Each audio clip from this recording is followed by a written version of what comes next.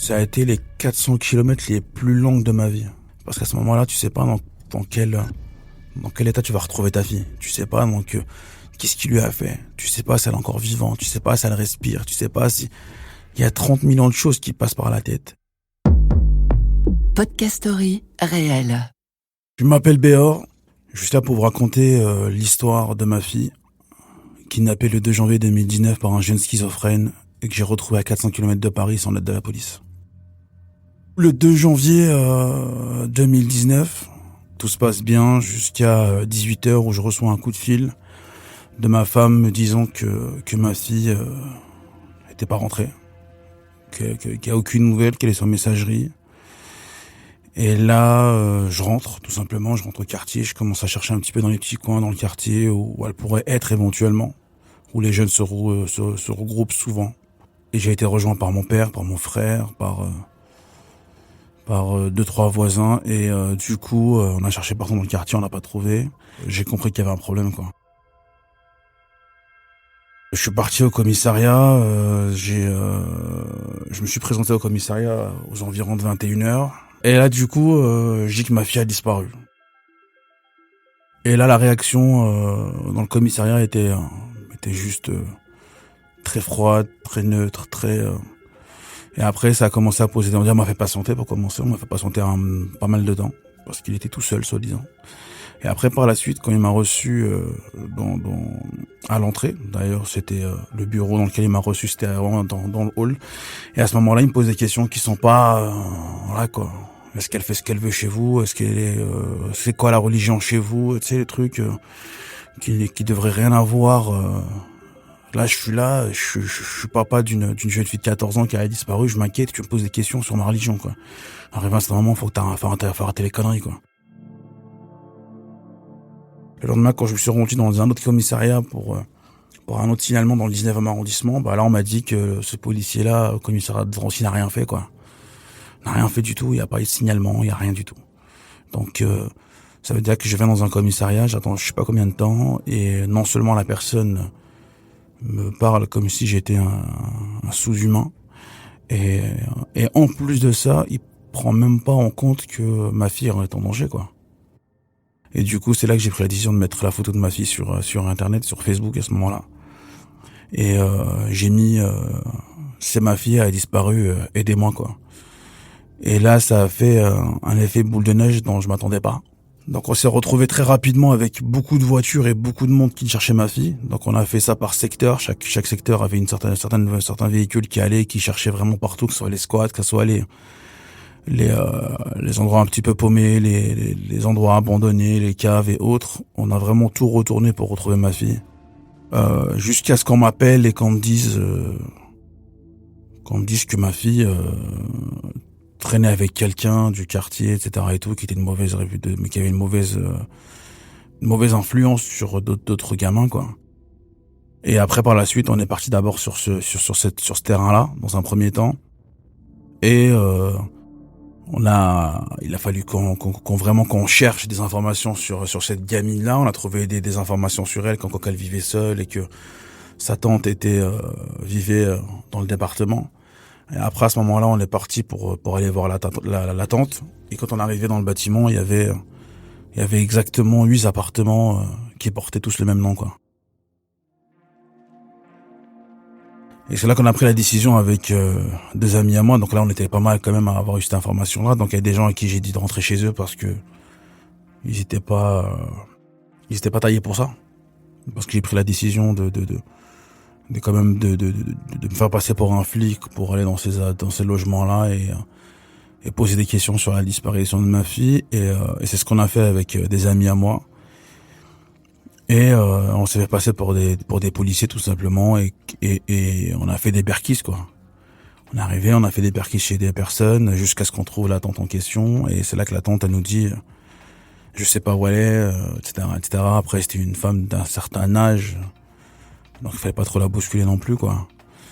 Mais j'ai donné l'information qu'elle avait un frère qui habitait sur Paris, donc du coup c'est ce qu'on a fait. On est parti vraiment chercher le frère qui habite sur Paris. Et c'est là qu'on a pris la décision. J'ai pris la décision d'appeler un ami à moi qui est policier, à qui j'ai donné toutes les informations sur le gamin, Et je lui dis, écoute, je t'ai jamais rien demandé, et là aujourd'hui j'ai vraiment besoin de toi, ma fille a disparu. Il m'a dit, t'inquiète pas, je te rappelle dans pas longtemps. Du coup il me rappelle après, et il me dit il me donne l'adresse, quoi, tout simplement. Il me donne l'adresse et on se rend directement à l'appartement du jeune homme, et là il fallait le secouer pour qu'il puisse nous donner l'information où se trouve sa sœur, quoi.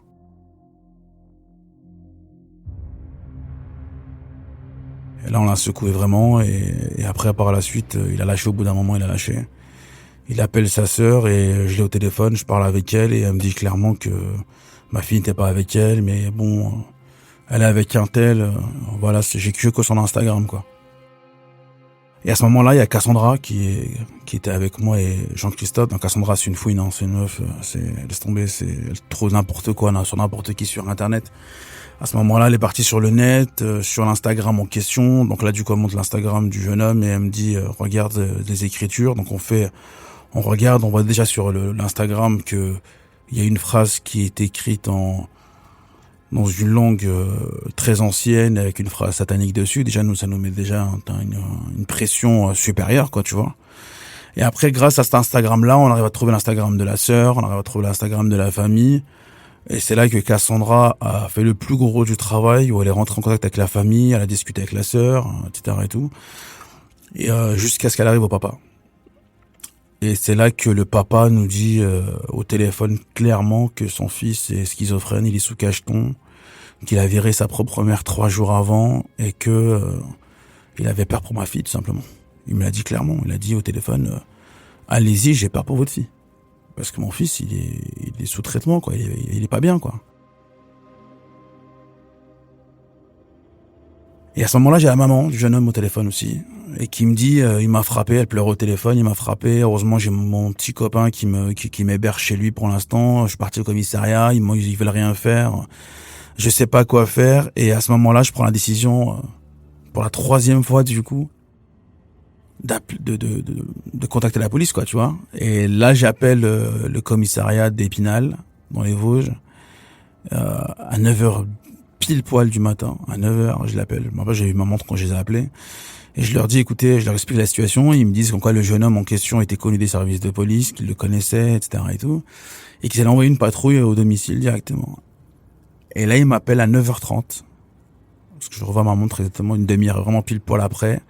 Et ils me disent qu'une patrouille est passée à l'adresse, ils ont frappé à la porte. Il y avait personne qui a répondu, ils sont partis. Alors que je leur dis au téléphone que ma fille a été séquestrée. En plus, ils me disent qu'il est connu des services de police, qu'il est sous cacheton, il a un traitement. Et parce que quand il a foutu sa mère à la porte, il vivait pas chez lui. Il vivait dans un foyer.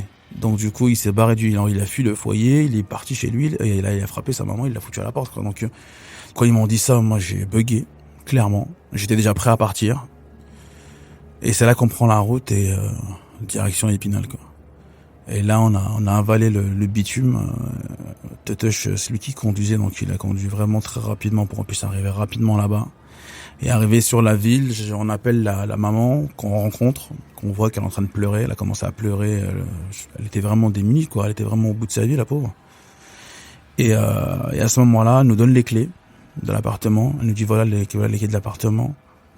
J'ai peur de lui, je viens pas avec vous. Et du coup, je prends la clé et j'y vais, j'essaie d'ouvrir la porte. Il avait mis la clé à l'intérieur pour bloquer, pour pas que je puisse ouvrir, et c'est là que j'ai cassé la porte pour rentrer. Et je rentre et j'avais déjà dit à Cassandra avant que moi je m'occupe de lui, et toi il faut que tu retrouves vite Asia, quoi. Il faut vraiment que tu retrouves vite ma fille, et à ce moment je l'attrape, je le plaque contre un mur, et je commence vraiment à être vraiment le secoué par la suite. Et c'est là Cassandra commence à crier, elle est où, elle est où? Et à ce moment-là, il lui dit, elle est là, il montre la chambre. Cassandra, elle casse la porte de la chambre. Elle rentre dedans et elle trouve ma fille en plein milieu de la pièce, dans le noir, avec une odeur nauséabonde. À la base, je voulais pas que ma fille elle me voie dans cet état-là. Parce qu'à ce moment-là, j'avais aucune emprise sur moi-même, déjà, pour commencer, parce que à partir de la disparition de ma fille, j'étais devenu vraiment très très sombre, quoi. Ma vision est devenue vraiment très sombre. J'étais focus que sur ma fille. Là, à ce moment-là, j'avais plus rien du tout. Ni principe, ni code de vie, ni loi, il y avait plus rien. C'était juste ma fille, ma fille, ma fille. Donc j'aurais pu faire n'importe quoi pour ma fille. D'ailleurs, j'ai fait n'importe quoi pour ma fille. Et c'était, il y avait rien d'autre, quoi. Tu vois, il y avait vraiment rien d'autre. Et et à ce moment-là, quand on a retrouvé ma fille, du coup, Cassandra l'a amenée dans la voiture, elle est restée avec elle.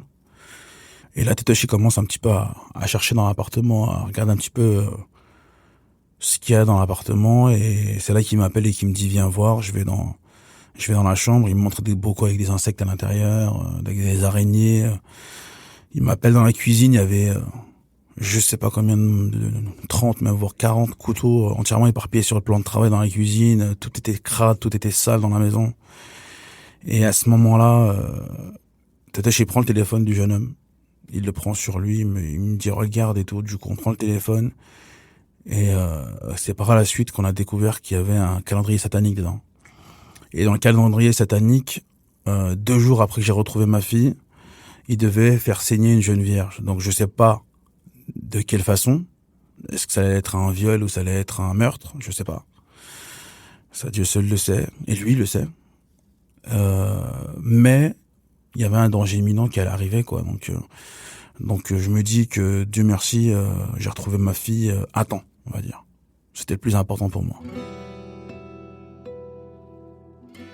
Il a fallu partir vite avant d'avoir des ennuis. Donc j'ai eu un policier qui est arrivé, qui en a croisé devant. Je lui ai expliqué la situation. Il nous a dit partez vite avant que mes collègues ils arrivent, sinon ils vont t'embarquer, quoi. Et t'aurais pas dû le toucher, tout simplement. J'ai dit ok, du coup je suis parti rapidement. J'enlève mes gants parce qu'il y avait du sang dessus. Je les mets.